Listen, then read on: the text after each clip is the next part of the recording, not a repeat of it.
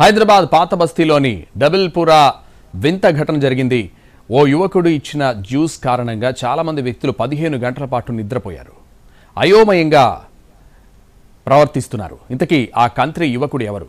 ఆ జ్యూస్లో అతడు ఏం కలిపాడు? ప్రస్తుతం పరారీలో ఉన్న యువకుడిని పట్టుకునేందుకు పోలీసులు రంగంలోకి దిగారు. ఇక్కడ చూడండి, తెల్ల దుస్తుల్లో ఉన్న ఈ యువకుడు పాత బస్తీలోని డబీర్పురాలో పలు దుకాణాలు, అపార్ట్మెంట్లు తిరిగాడు. తాను ఖురాన్ చదవడం పూర్తి చేసుకున్న సందర్భంగా జ్యూస్ తాగిస్తున్నాను అని అందరికీ జ్యూస్ తాగించాడు.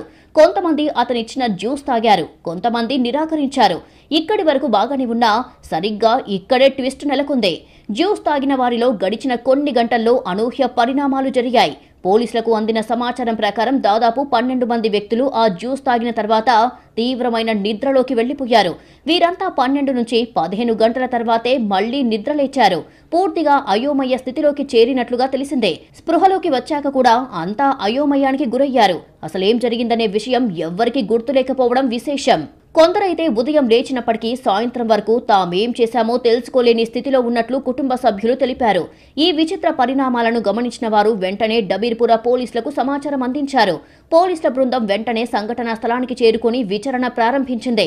పోలీసులు బాధితుల స్టేట్మెంట్లు తీసుకోవడమే కాకుండా ఆ యువకుడి పూర్తి వివరాలు సేకరించేందుకు ప్రత్యేక బృందాలను రంగంలోకి దించారు. ఇంతకీ యువకుడు ఎక్కడి నుండి వచ్చాడు? అతని ఉద్దేశమేంటి? ఇచ్చిన జ్యూస్లో ఏమైనా మత్తు పదార్థాలు కలిపాడా అన్న కోణాల్లో విచారణ జరుగుతోంది.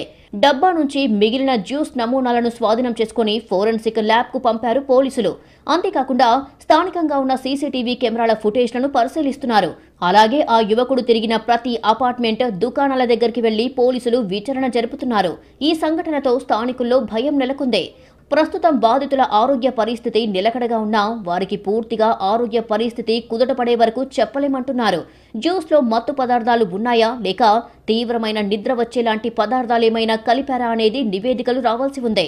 పోలీసులు ఈ ఘటనపై పూర్తిస్థాయి దర్యాప్తు చేపట్టి కఠిన చర్యలు తీసుకునేందుకు సిద్ధమయ్యారు. అపరిచితులిచ్చే పదార్థాలు తీసుకోవద్దని, ఏదైనా అనుమానాస్పదంగా అనిపిస్తే వెంటనే పోలీసులకు సమాచారం ఇవ్వాలని పోలీసులు విజ్ఞప్తి చేస్తున్నారు.